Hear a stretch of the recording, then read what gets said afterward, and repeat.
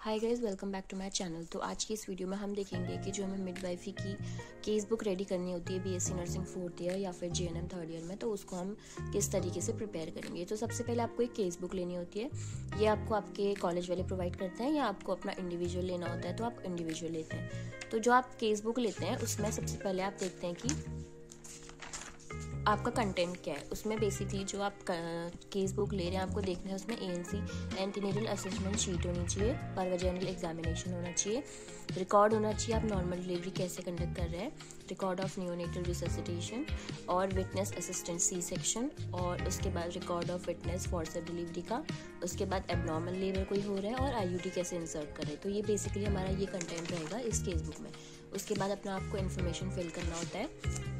उसके बाद आपको इस तरीके से एंटीनेटल केसेस और जितने भी हमने आगे केस देखे, एंटीनेटल केस लेने होते हैं पाँच आपको परवैजाइनल एग्जामिनेशन के केस लेने होते हैं 5 आपको नॉर्मल डिलीवरी के एंड एपिजोटोमी के 5 केस लेने होते हैं।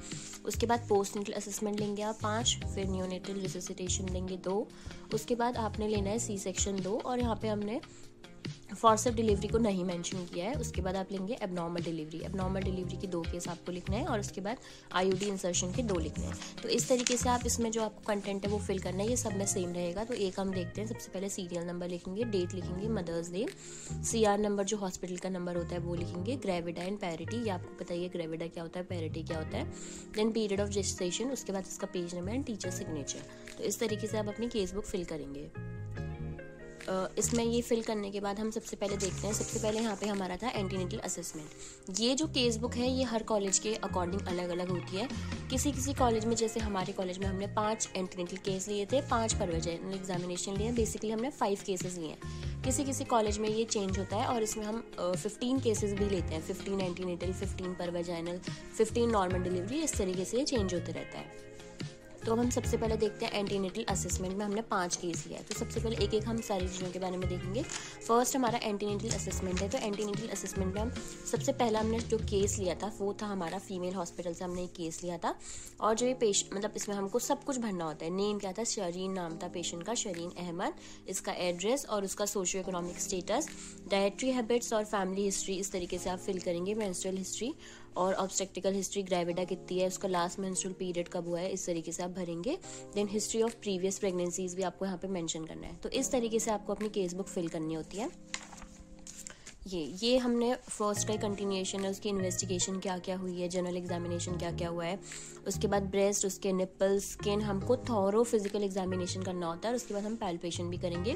पैल्पेशन हम देखते हैं उसकी फंडल हाइट कितनी है, और पहले हम देखेंगे फंडल हाइट सेंटीमीटर में लिखेंगे, फिर फंडल हाइट हम जो वीक्स में देखते हैं वो लिखेंगे, उसके बाद फीटल पोजीशन क्या है वो लिखेंगे, प्रेजेंटेशन एंड लाई मेंशन करनी होती है, engagement, foetal movement and FSH, foetal heart rate present है या नहीं है, प्रेजेंट है तो प्रेजेंट वरना एब्सेंट लिखेंगे। तो इस तरीके से आपको इसका पूरा इन्फॉर्मेशन लिखना होता है जो भी फीमेल आई होती है। एंड लास्ट में आपको यहाँ पे को अगर उसको कोई हेल्थ प्रॉब्लम है तो आपको हेल्थ प्रॉब्लम लिखनी है।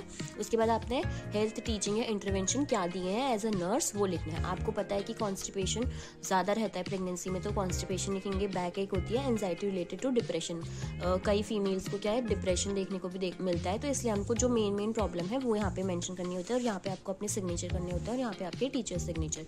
तो इस तरीके से हम लोग सारी केस शीट्स फिल करेंगे।